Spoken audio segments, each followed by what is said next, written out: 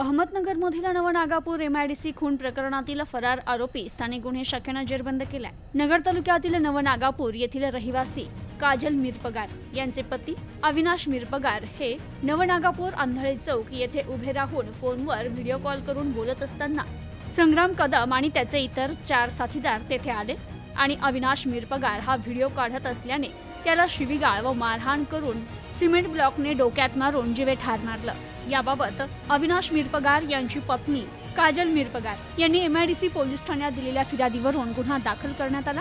गुन्हा दाखल झाल्यापासून आरोपी किरण गव्हाणे राहणार शनिशिंगणापूर तालुका निवासा हा फरार होता।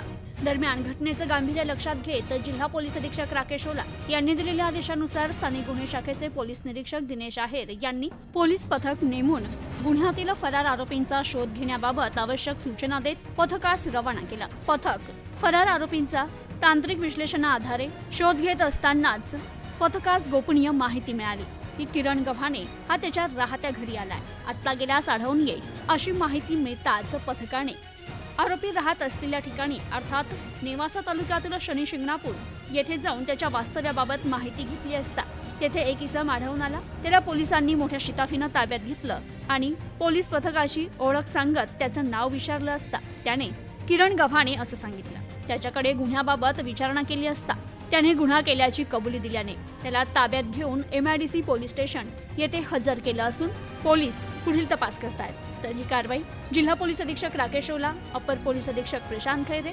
उपविभागीय पोलीस अधिकारी नगर ग्रामीण विभाग संपत भोसले यांच्या सूचना आणि मार्गदर्शनाखाली स्थानिक गुन्हे शाखेचे पोलीस अधिकारी अंमलदार यांनी केली आहे। Bureau report news today 24 Ahmednagar.